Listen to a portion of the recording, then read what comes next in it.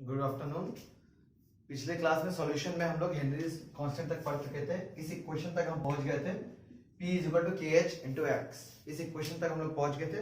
इसके ऊपर अपनी बात होनी बची थी, उसको हम लोग बात करते हैं, जिसमें हम बता चुके थे कि के एच हेनरीज कांस्टेंट है। ठीक है, हेनरीज कांस्टेंट है। ठीक है, अब इसके ऊपर थोड़े से न्यूमेरिकल हैं, वो करते हैं। और के एच की एक वैल्यू दी हुई है, टेबल दी हुई है। आप एनसीईआरटी खोलिएगा, टेबल 2.2, इसको देख लीजिएगा। एक टेबल दिया हुआ है 2.2 पे हेनरीज लॉस कांस्टेंट के ऊपर सम सेलेक्टेड गैसेस के लिए, जिसमें helium, hydrogen, nitrogen, oxygen, ozone, इन सबका दिया हुआ है। और गैसेस और के एच की वैल्यू दी हुई। इसमें से कुछ भी इसको याद नहीं करना है, ऐसा नहीं ये सारा डेटा गिवन होगा आपको। ठीक है, कुछ भी चीज याद नहीं करना है, ये नॉर्मल सा चीज है। इसके ऊपर अभी आगे चीजें बहुत हैं। अभी आप इतना जानिए कि हेनरीज लॉस कांस्टेंट है के एच एक स्पेसिफिक होता है किसी भी गैसेस के लिए जो हम निकालते हैं। पी और मोल फ्रैक्शन हो गया। टेबल 2.2 को आपको देखना है। ठीक है, अब एक क्वेश्चन जो गिवन है वो करते हैं इसी हेनरीज लॉस कांस्टेंट के ऊपर। क्वेश्चन में बोलता है, ठीक है, ये आपका एक्सरसाइज है 2.4।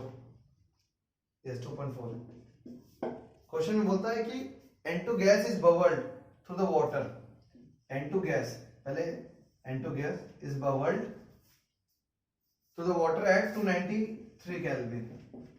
ठीक है, how many millimoles of N2, यानी हमें मिलीमोल्स निकालना है N2 का। ठीक है, how many millimoles of N2 gas would dissolve in 1 liter of water। 1 liter of water। ठीक है, 1 liter of water, assume that N2 exert a partial pressure of, okay, N2 का जो पार्शियल प्रेशर है, data अगर आप इस तरह देखेंगे तो क्वेश्चन अपने आप हो जाता है। अगर डेटा आप छोड़ देंगे, इग्नोर कर देंगे और अच्छे से उसको मेंशन नहीं करेंगे, जैसे आप लोग बचपन में सीखे होंगे कि जो जो चीजें उसको पहले गिवन करके लिखना स्टार्ट करो, तो आप इसे डेटा लिखिए, अपने आप क्वेश्चन में आपको सब पता चल जाता है। Exert a partial pressure of 0.987 बार। ठीक है, गिवन है हेनरी लॉस कांस्टेंट देगा N2 के लिए दे दिया, सेम टेंपरेचर पे 293 केल्विन पे। KH फॉर N2 76.48 किलो बार। ठीक है, तो क्वेश्चन में इतने ही डेटा है। ठीक है, आपको बताना है कितने millimoles of nitrogen gas dissolve होंगे। मतलब एक वाटर है 1 लीटर का, जिसके अंदर नाइट्रोजन को बाउल फॉर्म में डाला जा रहा है। बाउल फॉर्म में 293 केल्विन पे 1 लीटर ऑफ वाटर है। नाइट्रोजन का पार्शियल प्रेशर दे दिया, केएच दे दिया। आपको पूछा कितना मिलीमोल्स उसमें डिसॉल्व होगा।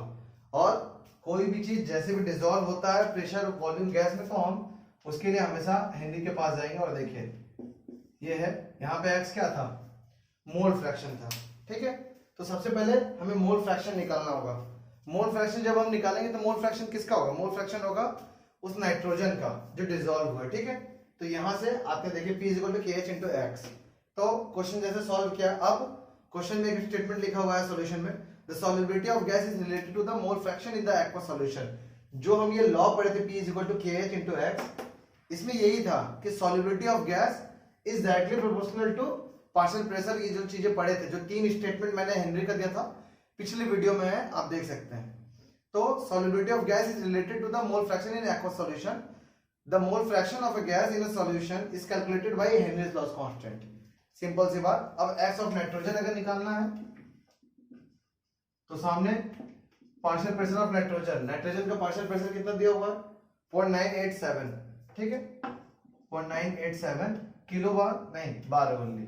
ठीक है, अब x KH आ जाएगा डिनोमिनेटर में। डिनोमिनेटर में KH कितना है 76.48 इंटू 10 के पावर 3 किलो बार। ठीक है, अब इसको अगर हम निकालेंगे तो ये हमारा कितना आ रहा है,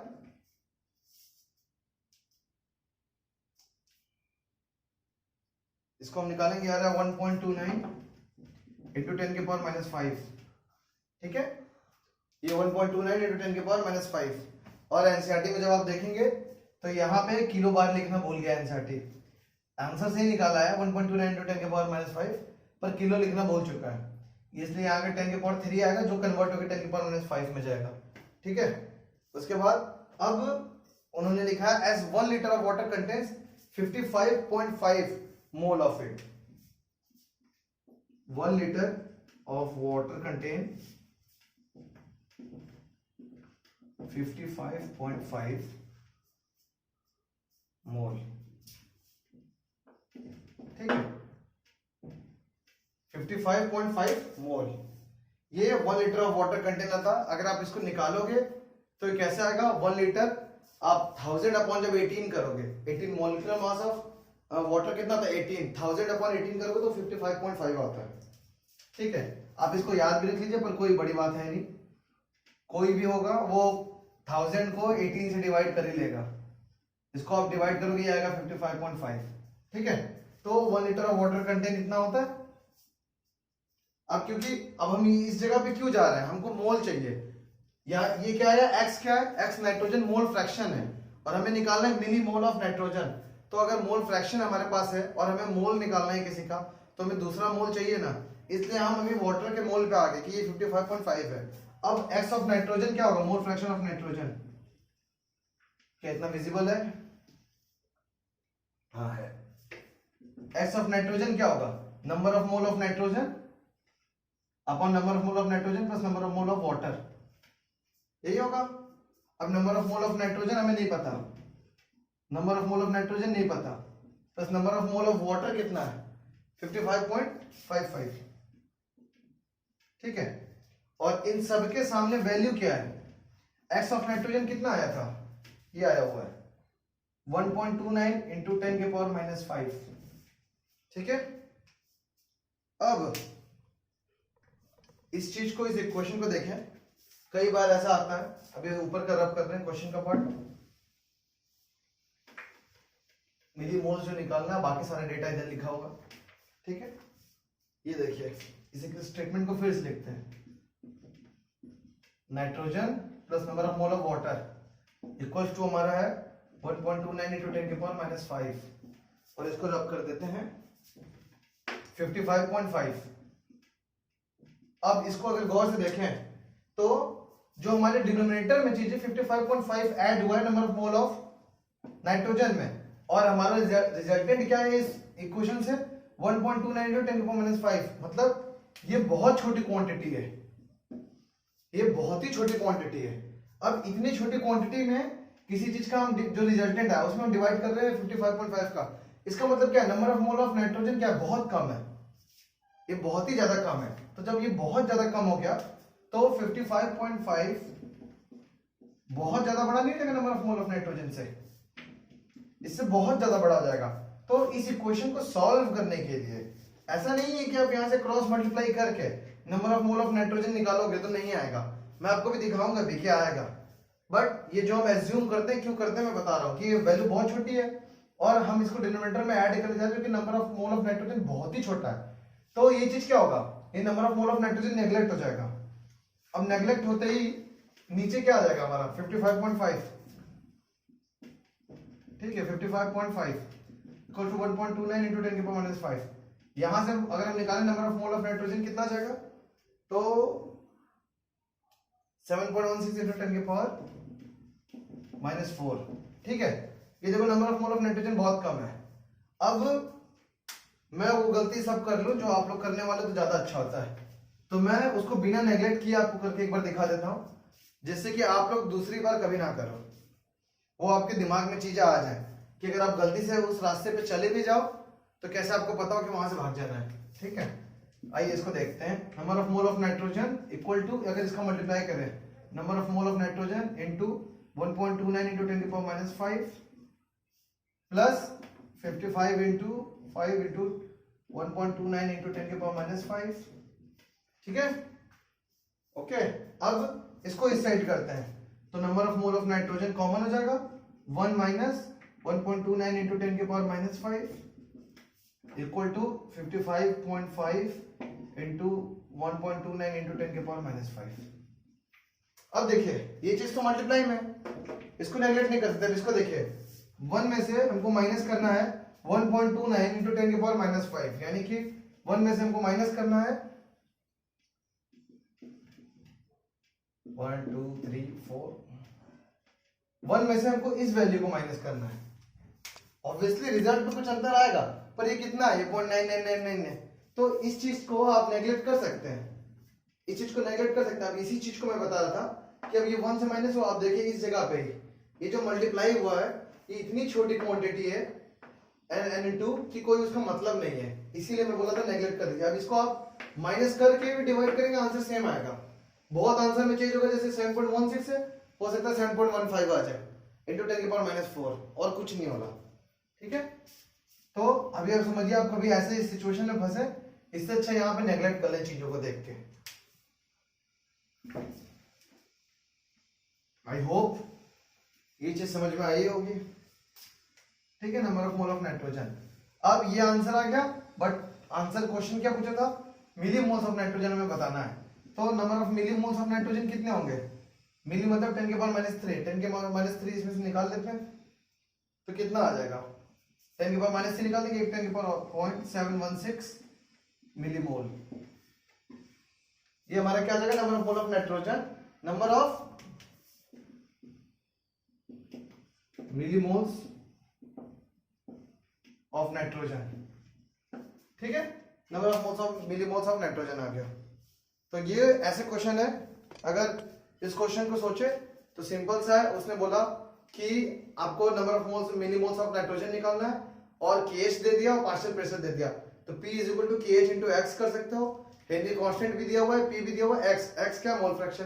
अब मोल फ्रैक्शन ऑफ नाइट्रोजन निकल गया, तो आपको खुद सोचना है मोल फ्रैक्शन ऑफ नाइट्रोजन क्या होता है, number of moles of nitrogen upon number of moles of nitrogen plus number of moles of water, जो आपको एक सॉल्वेंट दिया हुआ है। अब इसका मतलब आप वहां जा सकते हो, आप नंबर मोल फ्रैक्शन निकालते ही number of moles of water पे चले जाओ, क्योंकि 2 अननोन हो जाएंगे, तो फिर आप एक इक्वेशन से कैसे निकालोगे, एक इक्वेशन में एक ही अननोन होता है तो निकलता है।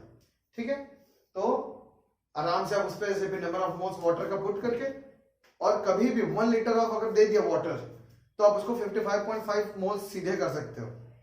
ठीक है, सिंपल सा लॉजिक है।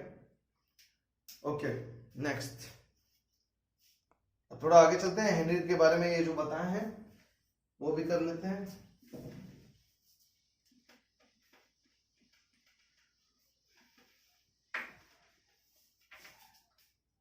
इनके एप्लीकेशंस, हेनरी के एप्लीकेशंस, ये चांसेस तो बहुत कम है, पर उम्मीद है कि बोर्ड तो होगा ही, क्योंकि चांसेस तो पॉजिटिव नहीं आ रहे, बट बोर्ड जब भी होगा तो हेनरी लॉ के ऊपर आपसे क्वेश्चन पूछा जा सकता है एप्लीकेशंस में, कि इसका यूज कैसे होता है।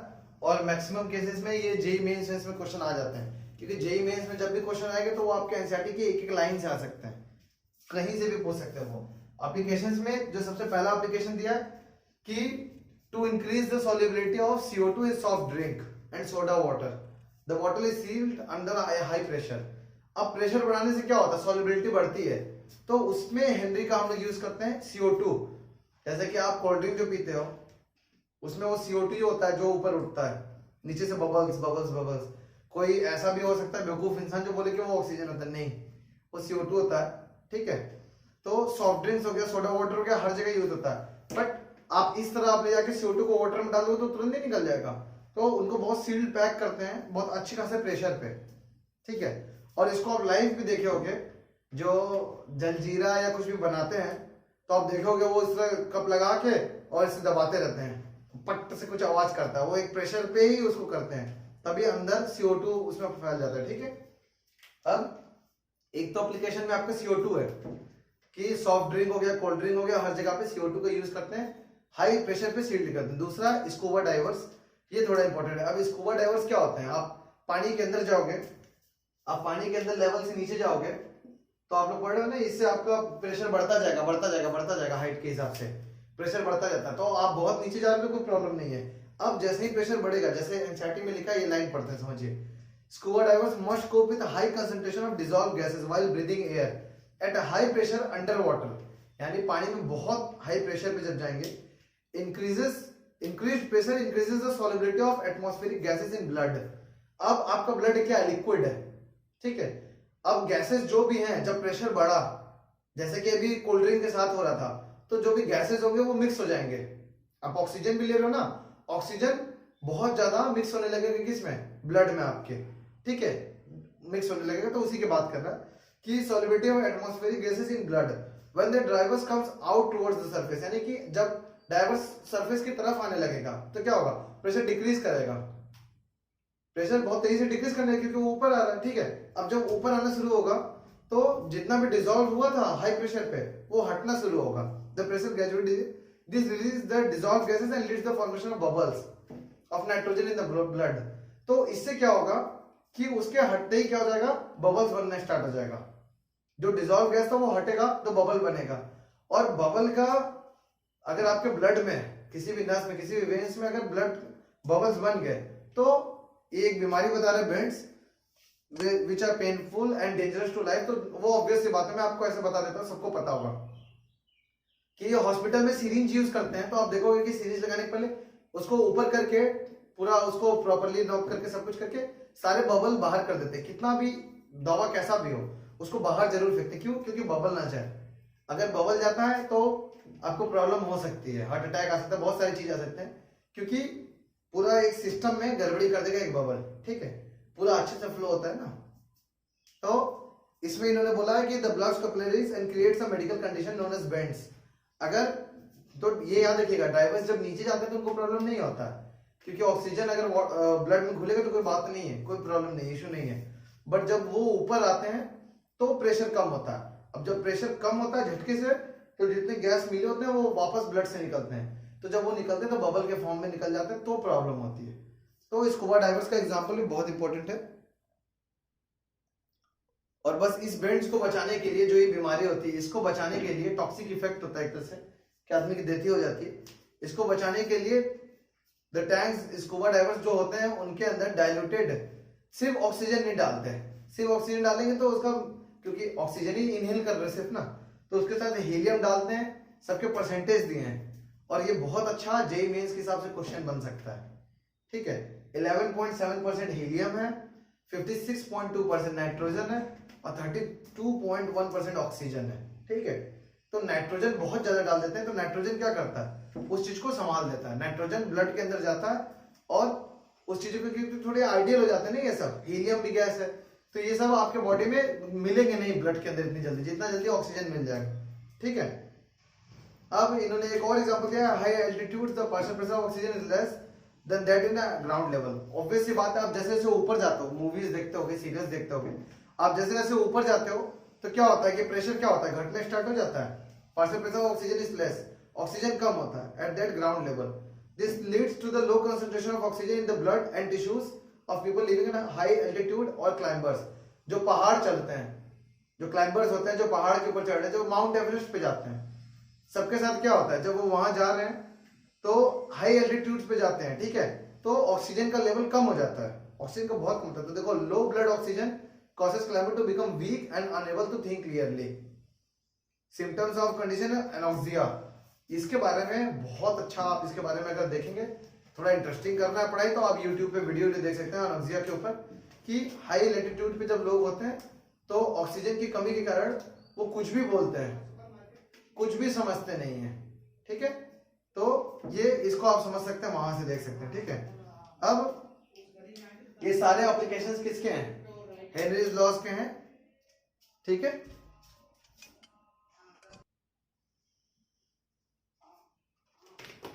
ओके, तो उसके बाद ठीक हमारा हो सकता है थोड़ा सा आपको डिस्टर्बेंस लगेगा कि ये 2 सेकंड में ऐसा हुआ क्या कि थोड़ा कैमरा का एंगल चेंज हो गया, तो उसको पॉज किया गया था, फिर से स्टार्ट किया गया। तो देखिए, ये हमारा एप्लीकेशन तो यहाँ तक खत्म हो गया। एप्लीकेशन में 3 एप्लीकेशन है, एक CO2 है जो कार्बन डाइऑक्साइड है, जो आप सॉफ्ट ड्रिंक, कोल्ड ड्रिंक सब में यूज होता है, ठीक है, जिसको हाई प्रेशर पे शील्ड करते हैं। 2, एक स्कूबा डाइविंग वाला, आप जानिए कि पानी के अंदर कोई जाता है, जब वो ऊपर आता है प्रेशर घटता है तो उसको बेंड्स का प्रॉब्लम हो सकता है, ठीक है। तीसरा कि हाई लैटिट्यूड पे जब इंसान जाता है तो ऑक्सीजन कम होता है, तो उसके ब्रेन के पास अच्छे से इंफॉर्मेशन नहीं पहुंचता, और अनोक्सिया कहते हैं, जिसमें उसको थिंकिंग कैपेबिलिटीज सब खत्म हो जाती है, ठीक है। उसके बाद इफेक्ट ऑफ टेम्परेचर इन्होंने दिया हुआ है। अब इफेक्ट ऑफ टेम्परेचर का बहुत सिंपल से तुरंत खत्म कर देते हैं कि solubility of gases in liquid decreases with rise in temperature. कोई भी गैस अगर उसमें है, लिक्विड में सॉल्युबल है, आप टेम्परेचर बढ़ाओगे तो उसकी सॉल्युबिलिटी डिक्रीज करेगी, सिंपल सा लॉजिक खत्म, आप खुद भी सोच सकते हो, ठीक है। क्योंकि टेम्परेचर बढ़ाते ही क्या होगा, हीट बढ़ेगा, हीट बढ़ते ही क्या होगा, कोई भी चीज एनर्जी ज्यादा पानी लगेगी, तो गैस जो है अगर वो सॉल्युबल वाटर में कोई बॉन्ड है भी छोटी मोटी तो टूट जाएगी और वो गैस निकल जाएगा, इवापोरेटर के बाहर निकलेगा। ठीक है, कोई भी आप ऐसा एग्जांपल नहीं बता सकते ज्यादातर जिसमें क्या आप गैसेस है आप उसमें हीट बढ़ाओगे टेम्परेचर तो घटेगा नहीं। तो इसका सिंपल लॉजिक है कि जैसे ही आप टेम्परेचर बढ़ाओगे सॉल्युबिलिटी ऑफ गैसेस क्या होगी, डिक्रीज हो जाएगी इन अ लिक्विड। अब दो इंडेक्स क्वेश्चन है H2S करके, बहुत सिंपल सिंपल KH के ऊपर। तो दो इंडेक्स क्वेश्चन आपको होमवर्क है कि आपको दो इंडेक्स क्वेश्चन करके मुझे भेजना है, 2.6 और 2.7 लिख देता हूं ना, आप लोग कहते हो 2.6 2.7 ये दो क्वेश्चन है जो आपको करने हैं। अगला टॉपिक है vapour pressure of liquid solution. ठीक है, vapour pressure of liquid solution.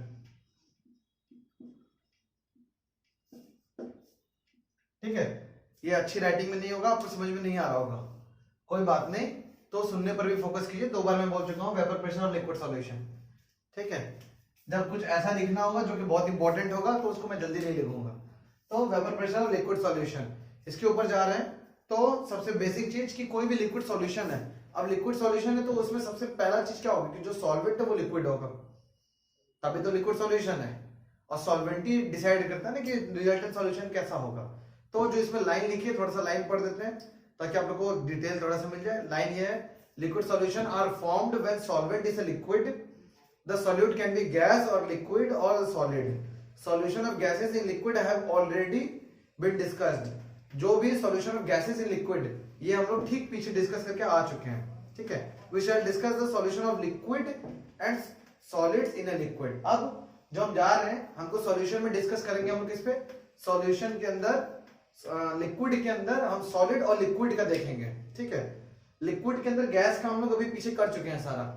ठीक है, हेनरीज और ये सारा चीज जो किए थे। फिर लिखिए we shall discuss the properties of एक बाइनरी, देखो we shall discuss the properties of only binary solution, that is the solution containing two component, namely the solution liquid in liquid and solid in liquid. Binary solution पे generally हम बात करेंगे। ठीक है, binary solution मतलब क्या, solution के अंदर जिसके अंदर दो चीजें हो, तो उसको इन्होंने बता दिया कि the solutions of liquid in liquids, liquid liquid में या सॉलिड्स इन लिक्विड्स। ठीक है, तो इसमें vapour pressure of liquid liquid solution, इसके अंदर है vapour pressure of liquid liquid solution. ठीक है, लिक्विड लिक्विड सॉल्यूशन कहने का मतलब है कि जो सॉल्यूशन है उसमें सॉल्वेंट और सॉल्यूट दोनों लिक्विड लिक्विड है। ठीक है, तो अब ये बोल दिए let us consider a binary solution of two volatile liquids. Volatile liquids वो होते हैं जिनको आप हीट करो तो वो वोलेटाइल वेपर के फॉर्म में कन्वर्ट हो सके। ठीक है, let us consider a binary solution of two volatile liquid and denote the component 1 and 2। पूरा एनसीईआरटी के हिसाब से चलते हैं ताकि आपको अच्छे से याद हो। दो कंपोनेंट हमने लिया 1 और 2। अब तक ये क्वेश्चन हो चुका है, आपको करना है। ठीक है, दो सॉल्यूशन है two volatile, denote 1 and 2 when taken in a close vessel. इन दोनों को अगर हम एक वेसल में ले लें, ठीक है, close vessel, when taken in a close vessel both the components would evaporate and eventually an equilibrium would be established between vapour pressure and liquid phase. देखो दो लिक्विड है 1 और 2, दोनों लिक्विड को हमने क्या किया है, एक टेम्परेचर पे रखा है। तो एक टाइम बाद इन दोनों के बीच में इक्विलिब्रियम आएगा, कब, जब कुछ चीजें लिक्विड में होंगी। एक अच्छा डायग्राम बनाते हैं जिससे आपको कुछ समझ में आए नोटेशंस के साथ। ठीक है, 1 गैस रेड है और 2 गैस ब्लू है। कुछ लोगों को पता नहीं होगा ना ये ब्लू है, इसलिए मैंने लिखा ब्लू है और ये रेड है। ठीक है, अब ये कंटेनर है, क्लोज कंटेनर, तो इसके अंदर दो लिक्विड थी। ठीक है,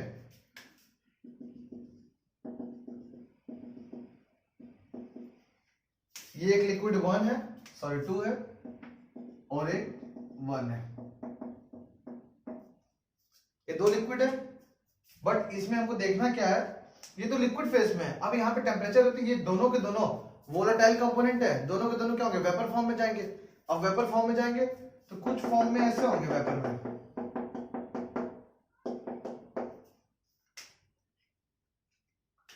और कुछ ऐसे होंगे।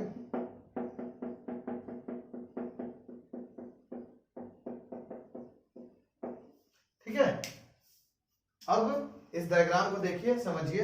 दो गैस, दो लिक्विड्स हैं जिनको हीट कर रहे हैं, तो दोनों वेपर के फॉर्म में गए हैं और क्लोज कंटेनर तो दोनों ऊपर है।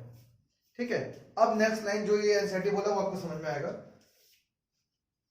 देखिए, when taken in a close vessel both the components would evaporate, दोनों के दोनों कंपोनेंट एवापोरेट करेंगे and eventually an equilibrium would be established between vapour phase, ये वेपर फेज के अंदर दोनों गैस हैं, एंड इन लिक्विड फेज, दोनों फेज में क्या है कि एक इक्विलिब्रियम है। Let the total vapour pressure at this stage, मान लो कि इस पूरी चीज के ऊपर, इसके ऊपर मान लो एक पिस्टन लगा है, यहाँ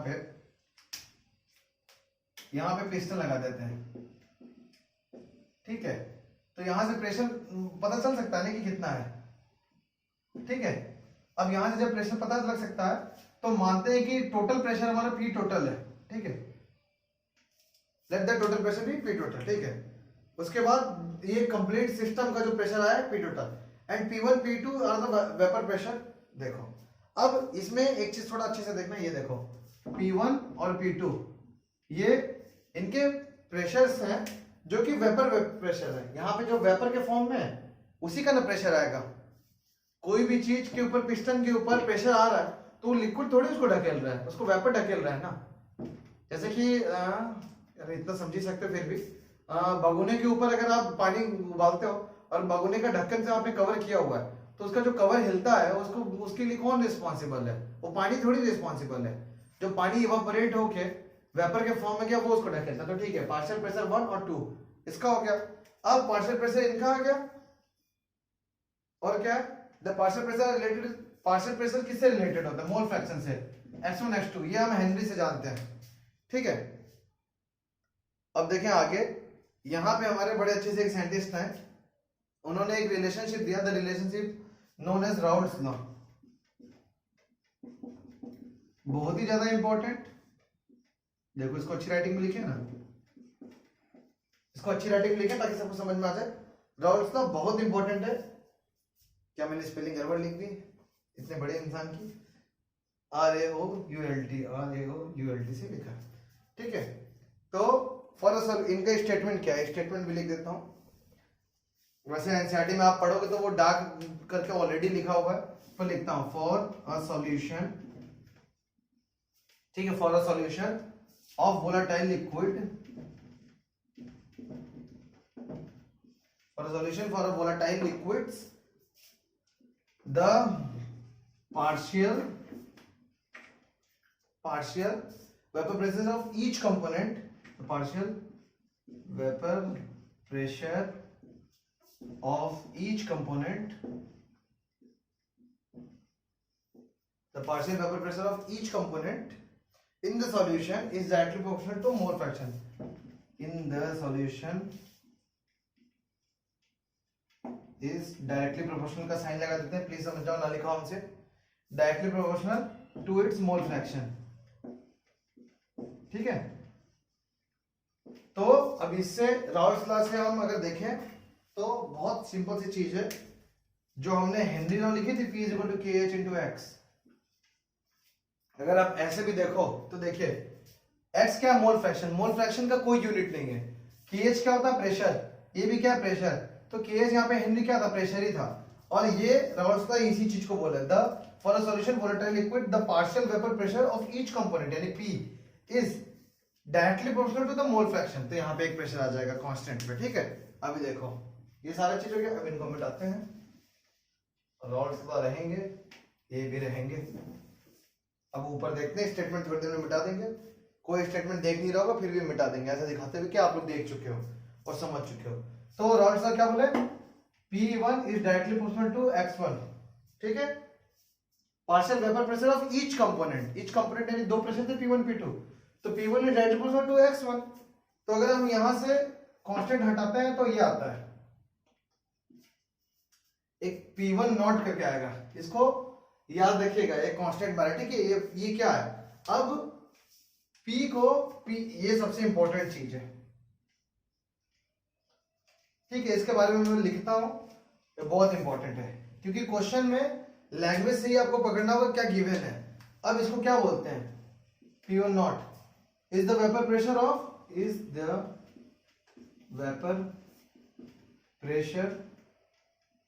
of pure component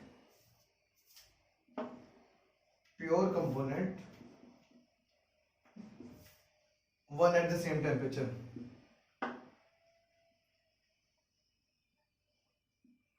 same temperature. देखिए वेपर प्रेशर P1 भी है, P1 नॉट भी वेपर प्रेशर है। तो क्वेश्चन में कई बार आपको इसी तरह दिया होगा वेपर प्रेशर ऑफ दिस, तो उस वक्त आप इस जगह रखेंगे या इस जगह रखेंगे। ये प्रॉब्लम बहुत ज्यादा आता है सॉल्यूशन में, एटलीस्ट मेरे को तो आता था। तो इसको आप ये समझिए कि जैसे ही प्योर कंपोनेंट वाली चीज को आपको अंडरलाइन कीजिए, इसको समझिए सिर्फ प्योर कंपोनेंट। जैसे आपको किसी ऐसे बोल दे सॉल्यूशन में बेंजीन ही दे दिया, वेपर प्रेशर ऑफ बेंजीन, तो अब वो बेंजीन की ही बात कर रहा है, एक ही कंपोनेंट की बात कर रहा है। प्योर कंपोनेंट मतलब सिर्फ एक हो, उसका किसी को मिक्स नहीं किया गया है। तो प्योर कंपोनेंट ये आएगा P1 नॉट, ठीक है। तो इसको समझिए एकदम सेम तरीके से अगर हम देखें तो P2 क्या हो जाएगा, P2 डॉट X2, सेम तरीके से ये आ जाएगा। अब इसको मिटा देते हैं। अब जब यहां तक आ गए, तब ये राउल्ट्स लॉ के स्टेटमेंट भी ये था, तब आए हमारे Dalton's law of partial pressure he, yes, Dalton's law of partial pressure. तो इन्होंने क्या बोला, ये सारे लोग बहुत सिंपल चीज कहते थे, बट उस टाइम की बात थी, अब वो टाइम नहीं रहा। अब देखिए इन्होंने क्या बोला, P1 P2 दो कंपोनेंट हमारे पास थे, P1 P2, और दोनों का प्रेशर ऐसे से। अब इन्होंने देखो क्या स्टेटमेंट दिया, खुद सुनो। इन्होंने बोला the total pressure over the solution phase in a container will be sum of the partial pressure of the component of the solution. ये कहना चाहते हैं कि जो टोटल प्रेशर होगा इस कंटेनर का, वो सम होगा, एडिशन होगा पार्शियल प्रेशर जितने भी कंपोनेंट हैं। यानी कि यहाँ पे दो कंपोनेंट थे, अगर इन दोनों को हम ऐड कर देंगे तो हमारा टोटल प्रेशर आ जाएगा इसका। समझ रहे हो आप? ऑब्वियसली इसके दो कंपोनेंट थे, दो ही का प्रेशर है, उनको ही ऐड करके बोले टोटल भी आ जाएगा। हाँ, तो ये हमारे डाल्टन जी बोले। तो क्या हो जाएगा, P total is equal to P1 plus P2, ठीक है। अब P1 प्लस P2 आ गया, अब वैल्यू ये वाली पुट कर देंगे, P1 not X1 plus P2 not X2 equal to P total. अब देखिए और अच्छा फॉर्मूला इससे बनता है, P total is equal to X1 को लिख सकते हैं हम क्या, 1 माइनस X2। इसको 1 माइनस X2 इसलिए लिख दिए क्योंकि mole fraction X1 plus X2, दो चीजों का मोल फ्रैक्शन का सम करोगे तो टोटल 1 ही आएगा। इतना आपको आता होगा, मुझे ऐसा उम्मीद है, क्योंकि ये बता चुके हैं पहले। नहीं आता तो फिर से वीडियो देखें, ठीक है। तो इसको अभी हम क्या लिख सकते हैं, P total is equal to एक P1 नॉट आ जाएगा प्लस P2 कॉमन ले लेते हैं, सॉरी X2 कॉमन होगा, यहां भी X2 यहां भी X2, तो X2 कॉमन हो गया, P2 प्लस में P1 माइनस में, P2 माइनस P1 दोनों नॉट नॉट, ठीक है। तो ये हमारा इंपॉर्टेंट फॉर्मूला, इंपॉर्टेंट चीज जिसके ऊपर क्वेश्चन आएगा और क्वेश्चन करना होगा, ठीक है। तो कोशिश करके सारी चीज रिवाइज करते चले, समझते चले, दिमाग में एक बार डायग्राम बनाए कीजिए कि क्या क्या हुआ है। सबसे पहले हम लोग हेनरी पढ़े थे, उसके बाद हम लोग रॉयल्स लॉ हल्का से देखें, फिर डेल्टन्स देखें और एप्लीकेशन हेनरी का देखें, ठीक है। तो यहां तक ये फॉर्मूला है, ओके। अब उसके बाद एक ग्राफ डिस्कस करते हैं, जो ग्राफ है, ठीक है। ये रहा आपका रॉयल्स लॉ, जिसके अंदर डाल्टन्स लॉ भी आ गया, टोटल प्रेशर आ गया। टोटल प्रेशर से कैसे आप निकालेंगे, फॉर्मूला भी यहाँ पे है। आई होप वो आ भी रहा होगा स्क्रीन पे, ये आ रहा है। तो हम लोग यहाँ तक पहुंच गए। अब नेक्स्ट चलते हैं, एक ग्राफ जो है उस पर डिस्कस कर लेते हैं।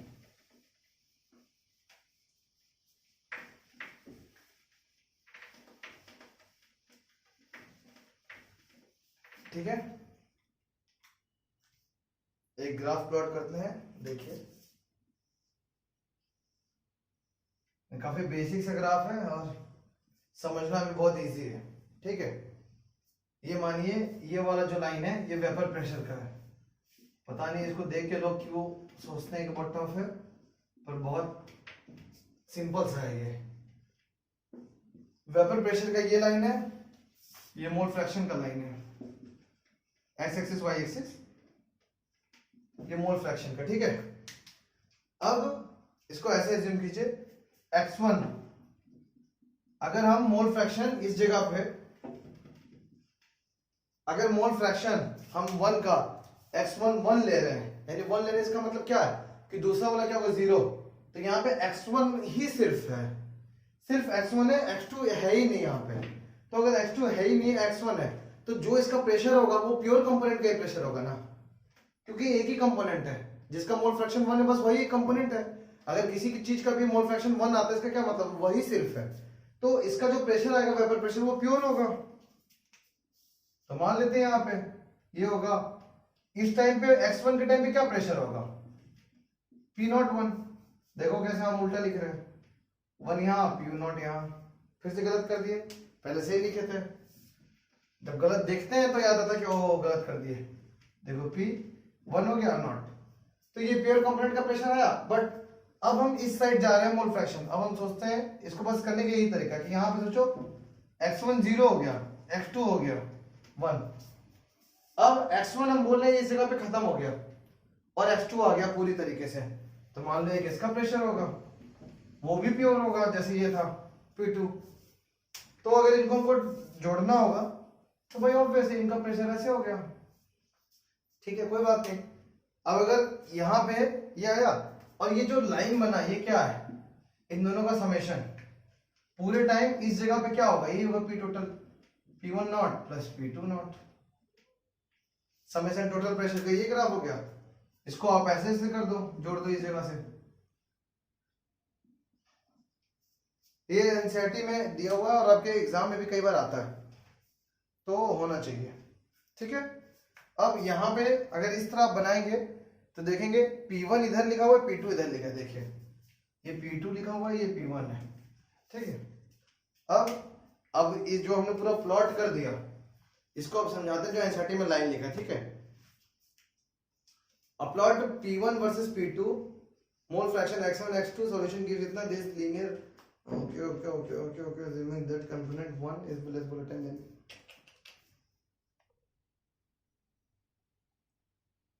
ठीक है, ओके। तो अब देखो ये ग्राफ नॉर्मली मैंने आपको बताया था जैसे था, बहुत सिंपल। आप एक बार x1 को 1 लीजिए, x2 को 0 लीजिए, x1 को 0 लीजिए, इसको ये लीजिए। जब एक कंपोनेंट होगा तो इसका टोटल प्रेशर होगा, दूसरा कंपोनेंट होगा तो इसका टोटल प्रेशर होगा। जो कंपोनेंट है उसी के कोरस्पॉन्डिंग प्रेशर होगा, जो कि प्योर फॉर्म में आएगा कंपोनेंट का। और इनके लाइन को आप जो जोड़ोगे ये क्या होगा, इस पे टोटल प्रेशर हमेशा आएगा P1 प्लस P2, ठीक है। अब इसके बाद बहुत अच्छा सा एक टर्म आता है y1 y2। जैसे x1 x2 क्या है, मोल फ्रैक्शन है। मोल फ्रैक्शन किस में, लिक्विड सॉल्यूशन में। यानी कि जो x1 x2 हम हर जगह कह रहे हैं वो क्या है, जो हमारा लिक्विड सॉल्यूशन है उसमें जो मोल फ्रैक्शन है। पर गैसेस बने, जो यहाँ पे हम डायग्राम बनाए थे, इसमें गैसेस डॉट डॉट डॉट दोनों थे, तो उनमें भी तो कुछ होगा मोल फ्रैक्शन गैसेस के। तो y1 और y2 ये दो टर्म आते हैं, ठीक है। ये दो टर्म होते हैं component 1 2 respectively vapour phase then using Dalton's law of pressure. ये वेपर फेज में कंपोनेंट है। जो मोल फ्रैक्शन आप ये लिक्विड फेज में कर रहे थे, ये वेपर फेज में, वेपर के अंदर जो कंपोनेंट है उनको ऐसे बोलते हैं, ठीक है। फिर से डाल्टन के हिसाब से अगर देखेंगे तो ये हो जाता है P1 is equal to y1 into P total. ये फॉर्मूला देखिए एकदम चेंज हो गया। जो पहले हम फॉर्मूला लिखे थे वो क्या था, टोटल प्रेशर, सॉरी ऊपर नहीं देख पाएंगे,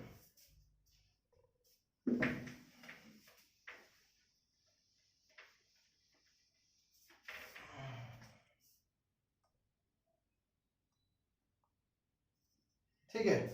जो हमने पहले किया था, हमने क्या किया था लिक्विड वाले में, P total is equal to P not of that gas into component. ये हमने क्या था, ये लिक्विड में था जब वो सॉल्यूशन के अंदर मोल फ्रैक्शन था। बट अभी जो हम करने जा रहे हैं वेपर में, इसमें क्या होता है, pressure of that component is equal to mole fraction into total pressure. ये रिवर्स होके आ जाता है, एकदम रिवर्स होके आ जाता है, उल्टा। आप ऐसे समझ लो, आप एक इसको याद रखो, ठीक है, आप लोग कंफ्यूज ना हो इसलिए मैं बता रहा हूं। आप एक इसको याद रखो और जैसे ही वेपर में जाना हो तो इसको y x1 को आप मान लो 1/y1 है, ये उधर चला जाएगा, ठीक है। ये आपको कन्वर्जन के लिए आप याद रखो x1 is equal to 1/y1। जब आपको लिक्विड से गैस में जाना हो तो ये सीधे इस तरह हो जाता है। अब इसको ऐड करेंगे तो और भी सिंपल है। अब इन दोनों को ऐड करना होगा तो P1 इज इक्वल टू इतना है, P2 क्या हो जाएगा y2 इंटू P टोटल। तो डाल्टन्स के हिसाब से फिर क्या होगा total pressure P1 plus P2, तो P1 प्लस P2 कितना हो जाएगा, यहां से P टोटल कॉमन हो जाएगा y1 प्लस y2, ठीक है। अभी जो लोग बोलोगे ठीक है ये ठीक नहीं है, क्यों, क्योंकि आप ऐसे जो किए हो ये P टोटल आ जाएगा, फिर P टोटल कट जाएगा, P टोटल ये P टोटल का P टोटल कट जाएगा, y1 प्लस y2 1 आ जाएगा, जो कि पता है सबको, क्योंकि y1 प्लस y2 क्या है, मोल फ्रैक्शन ऑफ गैसेस में है, ठीक है, mole fraction of components in gases vapour phase. तो इस जगह पे हम क्या कर सकते हैं, इसको रिवर्स कर सकते हैं, दिखाता हूं कि P टोटल को हम क्या लिख सकते हैं, P1 अपॉन y1, इसको क्या लिख सकते हैं P टोटल को P2 अपॉन y2। अब देख लो इन दोनों को बराबर करना, तो इसके ऊपर एक न्यूमेरिकल है, ओके ओके। सबसे इंपॉर्टेंट आपका होमवर्क, ये जो दो चीज बताई ये नेक्स्ट क्लास में और अच्छे से डिस्कस होगा। एक एग्जांपल है 2.5, बहुत अच्छा एग्जांपल है। जितना भी ये हम लोग सारा पढ़े ना वेपर फेज में गैस फेज में सब कुछ इस एग्जांपल से क्लियर हो जाएगा। तो इस एग्जांपल को लगाइए और दो इंडेक्स क्वेश्चन पीछे थे, एक ये दो वो, टोटल 3 क्वेश्चन मैंने आपको दे दिया, और साथ में ये सारा चीज जो मैंने अभी डिस्कस किया है इसको एक बार बुक से पढ़िए, क्योंकि मैं बुक के लाइन बाय लाइन चलता हूं ताकि आप लोग अगर रीडिंग करें तो आप लोग को अजीब ना लगे, ठीक है। तो ये क्वेश्चन और पीछे इंडेक्स के 2 क्वेश्चन और सारा थ्योरेटिकल चीज फिर से पढ़िए, जो डाउट हो समझिए पूछिए। और एक क्वेश्चन पूछा था आदित्य ने ग्रुप यूट्यूब पे लिखा है कि जो सिलेबस कट डाउन हुआ उससे स्टूडेंट को फायदा हुआ कि नहीं, तो उसके 3 केसेस हैं। जिनको एकदम नहीं पढ़ना उनको कुछ फर्क नहीं पड़ता, ठीक। जिनको काम चलाऊ पढ़ना है, जैसे वो घर से मार खा के पीयर प्रेशर में आके कि दोस्ती या फिर अपने करियर को लेके जो काम चलाऊ पढ़ते हैं, उनके लिए फायदा है कि उनको कम पढ़ना पड़ेगा। नुकसान होगा सिर्फ जो एकदम पढ़ने वाले बच्चे हैं, जब उनका कुछ टॉपिक ही नहीं होगा तो आगे जब आप जाओगे पढ़ के कॉलेज में और वहां पे चीजें जरूरत पड़ेगी तो आपके सिलेबस में वो चीजें थी ही नहीं, आपको पता ही नहीं होगा चीजें। तो पढ़ना तो आपको पड़ेगा ही, अभी या बाद में। अभी आप अगर नहीं पढ़ोगे किसी वजह से, क्योंकि ये कोरोना चल रहा है तो सब बंदे ठीक है आपको मौका मिल गया, बट जैसे ही ये आप कॉलेज में जाओगे आपको फिर से पढ़ना होगा। ये कोई नहीं बोलेगा कि हाँ ये चीज को आप एकदम लेफ्ट ही कर जाओ, जब भी आपके सामने लाइफ में आएगा आपको चीजें जाननी ही पड़ेंगी, ठीक है। तो फायदा ऐसे तो किसी का भी नहीं है, फायदा सिर्फ उनका है जिनको कम पढ़ना है, उनके लिए और कम हो गए तो वो और खुश हो जाएंगे, वो बाकी चीजें बोर्ड जिनको बोर्ड में पास होना उनके लिए फायदा है, ठीक है। ओके, वीडियो देखें, जो होमवर्क दिया गया वो करें, टाइम से सब चीजें करें, बस। Thank you.